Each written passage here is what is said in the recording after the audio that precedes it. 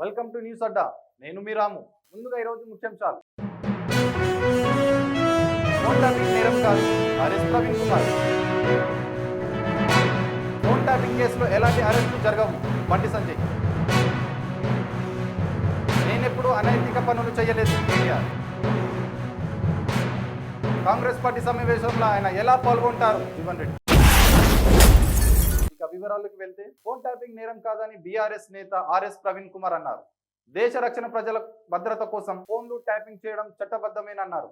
ఈ mail tapping చేస్తామని మాజీ ప్రధాని మన్మోహన్ సింగ్ గతంలో పార్లమెంట్లోనే చెప్పారని ఆయన గుర్తు చేశారు. అన్ని రాష్ట్రాల్లో ఫోన్ ట్యాపింగ్ జరుగుతున్నా ఎక్కడ చర్చ జరగటం లేదన్నారు. ఈ కేసులో కేటీఆర్, కేసీఆర్, హరీష్ రావు నిజమైన బాధితులని పేర్కొన్నారు. ట్యాపింగ్ అనేది నేరం కాదు అనేది తెలంగాణ ప్రజలందరూ కూడా గుర్తించాలి. ఈ ట్యాపింగ్ అనేది చట్టబద్ధమే అని చెప్పి స్వాతంత్రం రాంగమునుపే ఫోన్ ట్యాపింగ్ కేసులో సీట్ విచారణ సీరియల్ కొనసాగుతుందని కేంద్ర హోంశాఖ సహా మంత్రి బండి సంజయ్ ఎద్దేవా చేశారు. కరీంనగర్లో ఆయన మీడియాతో మాట్లాడారు. ఈ కేసులో ఎలాంటి అరెస్టులు జరగవన్నారు. సీట్ అధికారులకు స్వేచ్ఛ ఇస్తేనే ఈ కేసులో సత్ఫలితం ఉంటుందని చెప్పారు. దేశ భద్రత కోసం జరిగే ట్యాపింగ్, తెలంగాణలో జరిగే ఫోన్ ట్యాపింగ్ సంబంధమే లేదు. దొంగే దొంగ అన్నట్లు కేటీఆర్ వ్యవహారం ఉంది. గత ప్రభుత్వంలో వ్యాపారులు, రాజకీయ నేతలు, జడ్జిల ఫోన్లు ట్యాప్ చేశారు అని బండే సంజయ్ అన్నారు. ఫోన్ ట్యాప్ చేసిందని చెప్పి మేమంటుంటే ప్రజలు అనుకుంటుంటుంటే ఈ ప్రభుత్వమే అన్నది. సాక్షాత్తు రాష్ట్ర ముఖ్యమంత్రి గారే నా ఫోన్ ట్యాప్ చేసిర్రు అని చెప్పి ముఖ్యమంత్రి గారే చెప్పారు. కేసీఆర్ కుటుంబం చేసిందని చెప్పారు. జడ్జిల ఫోన్ కూడా ట్యాప్ చేశారు. జడ్జిల ఫోన్లు కూడా, మంత్రుల ఫోన్లు, ఎంపీల ఫోన్లు, ఎమ్మెల్యే ఫోన్లు, ఇవన్నీ జడ్జిల ఫోన్ కూడా ట్యాప్ చేసినప్పుడు కేసీఆర్ కుటుంబమే ఈ దారుణానికి పాల్పడ్డప్పుడు మరి కేసీఆర్ కుటుంబాన్ని వాంగ్మూలం కోసం పిలిచిర్రా? వాళ్ళ అక్యూజ్లు దిల్లా, వాళ్లే దొంగలు కాబట్టి విచారణ కోసం పిలిచిర్రా? ఒక్క వ్యక్తిని అరెస్ట్ చేయకపోతే మీరు, ఒక్క వ్యక్తిని ఇంతవరకు ఒక్క రాజకీయ నాయకుడిని అరెస్ట్ చేయకపోతే దీనికి మూల కారణమైనటువంటి ప్రభాకర్ రావు అనే వ్యక్తిని కాపాడడానికి ఈ కాంగ్రెస్ పార్టీ ప్రభుత్వం ఏ విధంగా సహకరించిందో జగమెగిన సత్యం. ఈ సిట్టు విషయాన్ని నమ్మంటారా? ఎన్ని సంవత్సరాల సిట్టు విషయాన్ని చెప్పి సిట్టు సాధించింది అంటే ప్రభుత్వానికి కేసీఆర్ కుటుంబాన్ని అరెస్ట్ చేసే దమ్ము లేదు వీళ్ళకు. ప్రభుత్వానికి ఏదైనా సమస్య వచ్చినప్పుడు, అవినీతి ఆరోపణలు వచ్చినప్పుడు దాన్ని డైవర్ట్ చేయడానికి ఈ సిట్ అనేది ఆయుధంగా మారింది వాళ్ళకి. ఇంతమందిని, మాలాంటి వ్యక్తులను ఇంతమందిని విచారణ జరిపారు. మీరు ఏం చేసిర్రు, ఏం చర్చించుకున్నారు? ఆధారాలు అన్ని నాకు చూపెట్టారు. ఆధారాలు అన్ని నాకు చూపెట్టారు. ఇంత మంచి ఆధారాలు మీ దగ్గర ఉన్నప్పుడు ఇంకా విచారణ పేరుతో ఎందుకు కాలాపన చేస్తున్నారు? మీరు వాళ్ళని తిడతారు, వాళ్ళు మిమ్మల్ని తిడతారు. ఎందుకు చేస్తున్నారంటే ఎక్కువ విచారణ చేసిన కొద్దీ ఢిల్లీకి ఎక్కువ ముడుపులు ముడతాయి. ఏసీసీ భవన్ కు, ఫామ్ హౌస్ కు మధ్యలో డీల్ కుదురుతలేదు. ఆ డీల్ కుదరకపోవడం వల్లనే ఇదంతా తతంగం, ఈ టైం పాస్ విచారణ జరుపుతా ఉన్నారు వీళ్ళు. కేటీఆర్ అనే వ్యక్తి గుండె మీద చేసుకుని నువ్వు మీ అయ్యే ప్రమాణం చేయి, నేను చాలాసార్లు ప్రమాణం చేయమని చెప్పాను. ఎందుకంటే ఆయన దేవుడు నమ్మడు. నువ్వు ఫోన్ ట్యాప్ చేయలేదు అని నువ్వు అంటే ఎవరు నమ్మరు. ఇలా నీతులు మాట్లాడితే ఎవరు పట్టించుకోడు. సిరిసిల్ల కేంద్రంగా చేసింది ఆయనే. కేసీఆర్ కుటుంబాన్ని అరెస్ట్ చేసే దమ్ము ఈ ప్రభుత్వానికి లేదు. నిజంగా మా ప్రభుత్వం గిట్లా ఆ రోజు ప్రజలు మాకు ఆశీర్వదించి మమ్మల్ని గిట్లా గద్దెనెక్కిస్తే ఇలా కేసీఆర్ కుటుంబానికి చుక్కలు చూపెట్టేవాళ్ళం మేము. చట్టం అంటే ఏంది, దారుణాలు, అకృత్యాలు, ప్రజల జీవితాలతో చెలగాటమాడేటువంటి వ్యక్తులకు ఇలా సొసైటీలో ఏ విధంగా గుణపాఠం చెప్తామో ఇవాళ చెప్పేవాళ్ళం మేము. దేశ భద్రతకును తెలంగాణ జన ఫోన్ ట్యాపింగ్ కు సంబంధం లేదు. అవు తెలంగాణ రాష్ట్రంలోనే ఏ రాష్ట్రంలో గానీ తీవ్రవాదుల విషయంలో, టెర్రరిస్టుల విషయంలో కొంతమంది ఫోన్ ట్యాప్ చేస్తారు, వాస్తవం. అది దేశ భద్రత విషయంలో. నువ్వేం చేసినావు పీకుడు పని? నువ్వు మావోయిస్టుల లిస్ట్ లో మా పేర్లు పెట్టి, మావోయిస్టుల లిస్ట్ లో మా పేర్లు పెట్టి మా ఫోన్ ట్యాప్ చేసిన బయటపడ్డది కదా. నాకు అధికారులు అడిగినారు, సిట్ అధికారులు అడిగినారు. మావోయిస్టు లిస్టుల జడ్జిల పేరు పెట్టినావు, మావోయిస్టు లిస్టుల సినిమా హీరోయిన్ల ఫోన్లు పెట్టినావు, మావోయిస్టు లిస్టుల వ్యాపారవేత్తల ఫోన్లు పెట్టినావు, నెంబర్లు పెట్టినావు. నీ చేసిన అక్రమ దందాకు దేశ భద్రతకు ముడి పెట్టకు నువ్వు.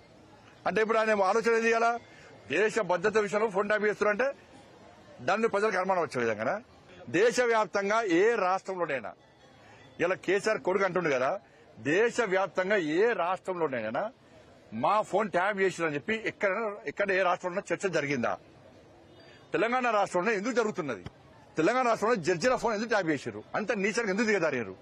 ఇవాళ జడ్జిలు కూడా వాళ్ళు మాట్లాడలేని పరిస్థితి ఇవాళ. ఫోన్ ట్యాపింగ్ కేసులో సీట్ విచారణకు 10 సార్లు పిలిచినా హాజరైతానని భారత రాష్ట్ర సమితి కార్యనిర్వాహక అధ్యక్షుడు మాజీ మంత్రి కేటీఆర్ అన్నారు. తనెప్పుడు అనైతిక పనులు చేయలేదని, తప్పుడు చేయనప్పుడు భయపడాల్సిన పని లేదన్నారు. నేడు సీట్ విచారణ నేపథ్యంలో తెలంగాణ భవన్ లో నిర్వహించిన మీడియాతో సమావేశమయ్యారు. తెలంగాణ భవన్ లో నిర్వహించిన మీడియా సమావేశంలో ఆయన మాట్లాడారు. హామీల అమలు నుంచి అటెన్షన్ డైవర్షన్ కోసమే సీట్ విచారణ పేరుతో కుట్రలు చేస్తున్నారని ఆరోపించారు. 10 ఏళ్లు కేసీఆర్ గారి నాయకత్వంలో అనుక్షణం తెలంగాణ రాష్ట్రం కోసం, తెలంగాణ రాష్ట్ర అభివృద్ధి కోసం వివిధ హోదాల్లో పరిశ్రమల శాఖ మంత్రిగా, టెక్నాలజీ రంగానికి మంత్రిగా, అట్లాగే మున్సిపల్ వ్యవహారాల మంత్రిగా అనుక్షణం ప్రజల కోసం పనిచేశాం తప్ప, రాష్ట్రం కోసం పనిచేశాం తప్ప ఎన్నడూ కూడా తప్పుడు పనులు పొరపాటును కూడా చేయలేదు.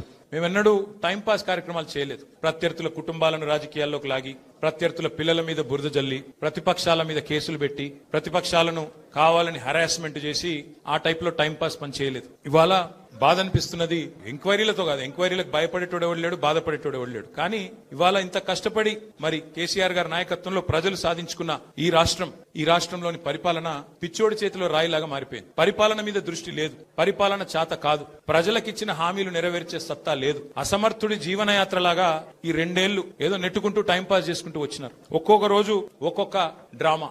కొన్ని రోజులు కాళేశ్వరం పేరిట డ్రామా, కొన్ని రోజులు గొర్రెల స్కామ్ అని డ్రామా, కొన్ని రోజులు ఫార్ములా ఈ పేరిట డ్రామా, మరికొన్ని రోజులు ఫోన్ ట్యాపింగ్ అని చెప్పి డ్రామా. చదువు, సంస్కారము, మర్యాద, హుందాతనం ఉన్న ఒక పార్టీ నాయకుడిగా నేను చేసే విజ్ఞప్తి, నేను చేసే ప్రార్థన ఏంటంటే, ఈ పుట్టిన మట్టి సాక్షిగా, అంతరాత్మ సాక్షిగా అక్రమ అనైతిక పనులు నేనెన్నడూ కూడా చేయలేదు అనే మాట స్పష్టంగా చెప్తాను. ఈ 2 ఏళ్లలో తీవ్రంగా, ఈ 2 ఏళ్లే కాదు, దాదాపు గత 7-8 ఏళ్లుగా తీవ్రమైన క్యారెక్టర్ అసాసినేషన్ ఎఫర్ట్ నా మీద, వ్యక్తిత్వ హననం. అంటే ఒక కుక్కను చంపే ముందు పిచ్చి కుక్కను ముద్రేయాలని ప్రయత్నం చేస్తారు కదా, నేనేదో డ్రగ్స్ తీసుకుంటానని, నాకేదో హీరోయిన్లతో సంబంధాలు ఉన్నాయని లేని దిక్కుమాలిన వార్తలు రాసి నన్ను క్షోభకు గురి చేయడమే కాకుండా నా కుటుంబ సభ్యుల్ని, నా పిల్లల్ని, నా వాళ్ళు అనుకునే వాళ్ళందరినీ విపరీతమైన క్షోభకు గురి చేశారు. అయినా కూడా ఎన్నడూ బాధపడలేదు, బయటకు వచ్చి వేరే వాళ్ళలాగా దొంగ ఏడుపులు ఎడవలేదు. నేను నిబద్ధతతో పనిచేసిన నాయకుని కాబట్టి ఎవరికి భయపడకుండా 2 ఏళ్లుగా తలవంచకుండా పోరాటం చేస్తా ఉన్నాం. ఏదో టెలిఫోన్ ట్యాపింగ్ లో ఏదో విచారణ క్రమం పిలిచారు, బరాబర్ పోతాం, పోయి అడుగుతా. ఏమడుగుతా? ఏం తప్పు చేసింది మా ప్రభుత్వం అని అడుగుతా, ఎక్కడ తప్పు జరిగింది అని అడుగుతా. ఇవాళ వారు సమాధానాలు చెప్పాలి నాకు. గత 2 ఏళ్లుగా ఈ ఫోన్ ట్యాపింగ్ పేరిట ఒక డైలీ సీరియల్ మాదిరిగా లీకుల రూపంలో ఏదైతే మా వ్యక్తిత్వ హననం జరుగుతుందో దానికి బాధ్యులు ఎవరు అని అడుగుతా. ఎవరో హీరోయిన్ల ఫోన్లు ట్యాప్ అయినాయని మీరే ఒక 2 నెలలు నడిపిస్తారు డ్రామా. పోలీసు వాళ్ళు, కాంగ్రెస్ పార్టీ వాళ్ళు మీరే లీకులు ఇస్తారు, మీరే రాయిస్తారు, మీరే మళ్ళీ మీదికెళ్ళి మా వ్యక్తిత్వ హననం చేసే ప్రయత్నం చేస్తారు. ఇక వీళ్ళని బెదిరించిందట, వాళ్ళని బెదిరించిందట అని మీరే రాపిస్తారు 2 నెలలు. మళ్ళీ 3వ నెలలో మీరే రాపిస్తారు. ఏ హీరోయిన్ల ఫోన్ ట్యాప్ కాలేదు, ఎవరది కాలేదు, అంతా బోగస్, ఇన్ని రోజులు మేము చెప్పిందంతా తూచ్ అని చెప్పి మళ్ళీ మీరే రాయిస్తారు. నా పరువుకి, నా ప్రతిష్టకు కలిగిన నష్టానికి ఎవడు బాధ్యుడు? ఈ రాష్ట్రంలో పోలీస్ అధికారి ఈ రోజు రాష్ట్రంలో ఫోన్లు ట్యాప్ జరగడం లేదు అని చెప్తాడా? ముందుకొచ్చి మీ కెమెరా ముందుకొచ్చి చెప్పే ఒక్క పోలీసుడు ఉన్నాడా? డీజీపీ శివధర్ రెడ్డి ముందుకొస్తాడా? ఐజీ ఇంటెలిజెన్స్ ముందుకొస్తాడా? కమిషనర్ సజ్జరాన్ ముందుకొస్తాడా? వాళ్ళకి తెలుసు పోలీసులకు. భారతదేశంలో స్వాతంత్రం వచ్చిన తర్వాత ఆనాటి నుంచి ఈనాటి వరకు, నెహ్రూ గారి టైం నుంచి ఈరోజు మోడీ గారి టైం దాకా గూఢాచారి వ్యవస్థలు ఎప్పటికప్పుడు పనిచేస్తూనే ఉంటాయి. పోలీస్ నిఘా వ్యవస్థ ఎందుకు పనిచేస్తుంది? ఎవరన్నా ప్రభుత్వాలను అస్థిరపరిచే కుట్ర చేసినా, దేశంలో శాంతి భద్రతల సమస్య తలెత్తే విధంగా వ్యవహారం చేసినా, లా అండ్ ఆర్డర్ ఇష్యూ వచ్చే విధంగా ఏమైనా అపభ్రష్టపు పనులు చేసినా వాటిని నిరోధించడానికి డెఫినెట్ గా పోలీస్ వ్యవస్థ తన పని తాను చేసుకుంటూ పోతుంది. ఈ కేసు ఇంతటితో మేము వదిలిపెట్టాం. లేని లింకులు అంటగట్టి, లేని రంకులు అంటగట్టి, నాకు ఇష్టం ఉన్నట్టు ఎవరెవరో యాక్టర్లకు లింకులు పెట్టి చిల్లర రాజకీయం ఏదైతే చేస్తున్నారో ఈ విషయంలో నేను మాత్రం వదిలిపెట్టను. మీరు ఎన్నిసార్లు పిలిచినా వస్తాం. ఎందుకంటే చట్టాన్ని గౌరవించే పౌరులం, తప్పకుండా వస్తాం. మేము తప్పు చేయలేదన్న మాటనే చెప్తాము. మీరు ఎన్ని రకాల డైవర్షన్ గేమ్లు ఆడినా మేము మాత్రం అర్జునుడి కన్ను ఎట్లయితే ఆనాడు తన గురి మీదనే ఉండనో అట్లే మా గురి మొత్తం కూడా ఈ ప్రభుత్వ అసమర్థత మీద, మీ అవినీతి మీద, మీరు ప్రజలకిచ్చి ఎగ్గొడుతున్న హామీల మీద, వీటిని ఎండగడుతూనే ఉంటాం. 100% వదిలిపెట్టకుండా ప్రాణం పోయేదాకా పోరాడుతూనే ఉంటాం. ఎవరికి భయపడకుండా, ఎవరికి తలవంచకుండా నిఖార్సైన తెలంగాణ బిడ్డలుగా, కేసీఆర్ గారి సైనికులుగా, కేసీఆర్ గారిని తిరిగి ముఖ్యమంత్రి చేసేదాకా మేమందరం కలిసికట్టుగా పనిచేస్తూ ఉంటామని చెప్పి తెలియజేస్తూ, సంఘీభావం చెప్పడానికి వచ్చిన ప్రతి ఒక్కరికి మళ్ళొకసారి ధన్యవాదాలు తెలియజేస్తూ, రెడ్డి సొంత పార్టీ తీరుపై వ్యక్తం చేశారు. గాంధీ భవన్ లో నిర్వహించిన నిజామాబాద్ పార్లమెంట్ సమీక్షంలో ఎమ్మెల్యే సంజయ్ పాల్గొనడంపై అభ్యంతరం తెలిపారు. చీఫ్ మహేష్ కుమార్ గౌడ్ ఉత్తమ్ కుమార్ సమక్షంలోనే నిరసన వ్యక్తం చేసి గాంధీభవన్ నుంచి బయటకు వచ్చేశారు. అనంతరం మీడియాతో మాట్లాడారు. Congress party internal meeting. This is Congress party internal meeting.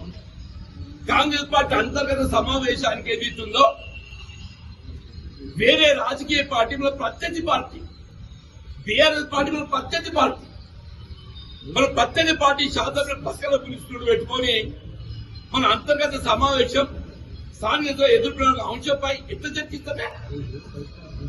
నేను నిర్ణయాలు మన జగిత్యాలలో ఏదైతుందో అక్కడ శాసనసభ్యులు చేస్తున్న అక్రమాలు, అక్కడ శాసనసభ్యులు చేస్తున్న అక్రమాలు, రోడ్డుపై కూర్చొని ఏదైతుందో అన్ని వెలుగెత్తింది. ఆయన చేస్తున్న అక్రమాలు దోపిడీ, ఆయన చేస్తున్న అక్రమాలు దోపిడీ ఏదైతుందో వెలుగెత్తి పత్రికా ముఖంగా మీ అందరి యొక్క సమస్యల లోపల మొత్తం ప్రజానీకానికి ఏదైతుందో చూపెట్టడం జరిగింది. మళ్ళీ కలుద్దాం. నమస్కారం.